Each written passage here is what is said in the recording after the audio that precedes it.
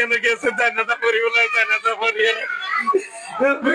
মানে মোটরসাইকেলের ঘর ঠিক আছে এখানে এসে মোটর গেছে মানে খুবই করে দিচ্ছে।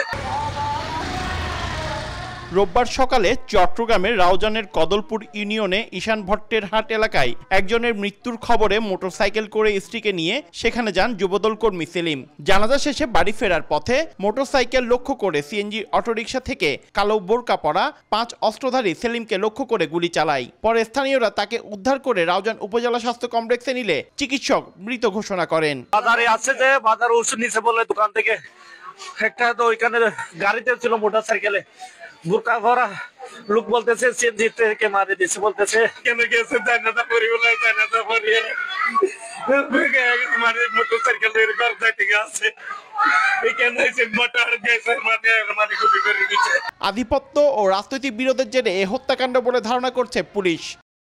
এখানে রাউজানের শিশু সন্ত্রাসী রায়হান এবং ওই যে মারা গেছে তার নাম হচ্ছে সেলিমের বিরুদ্ধেও একাধিক মামলা রয়েছে। তাদের মধ্যে এলাকায় আধিপত্য এবং রাজনৈতিক ইস্যুকে কেন্দ্র করে তাদের মধ্যে দীর্ঘদিন যাবৎ বিরোধ চলতেছিল।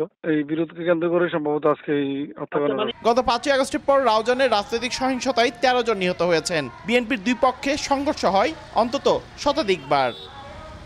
পার্থপ্রতিম বিশ্বাস, সময় সংবাদ, চট্টগ্রাম।